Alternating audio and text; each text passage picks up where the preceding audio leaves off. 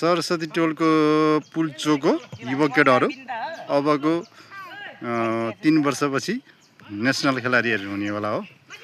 अहिले चाहिँ लगभग ट्रेनिङ कोच भइरहेछ। लगभग यिनीहरूको उमेर भनेको अहिले 15, 16, 14 को छ। अब यिनीहरू आफ्टर 2 इयर पछि यिनीहरू खेल्ने खेलाडी हुन्छ। राम्रो बेस्ट खेलाडी हो। मोटे भाइ पनि अलिकति दुब्लाई छ अहिले। बेस्ट किपर हो जी। उसको उमेर भनेको अहिले 13 होला सायद। अब 3 इयर्स पछि ऊ बेस्ट किपर हुन्छ हैन। अनि हाम्रो यो राइडर हो, ऊ अहिले रेफ्रीको भूमिका निभाइरहेछ।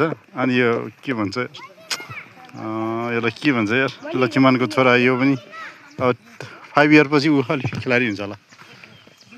यो पारे काजी हो, यो काजी माथर घिमिरे काजी हो। यो लगभग 1 इयर पछि यो अलिकति खेल्ने सक्ने खेलाडी हुन्छ। अब यो यिनीहरू अब लगभग 2 इयर पछि सरस्वती पुलचोकको युवा केटाहरू खतर बेस्ट खेलाडीहरू निस्किन्छ अबको।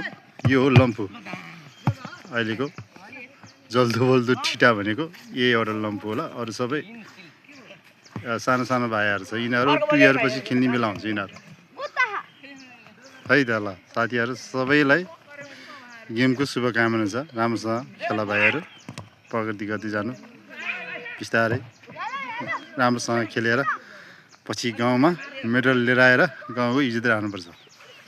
Okay okay okay okay. उता चौर बन्दैछ। आज 1 करोडको बजेट आएर त्यहाँ माथि डोजर हालेको छ। ग्राउन्ड बन्दैछ। अबको बेस्ट खेलाडीहरू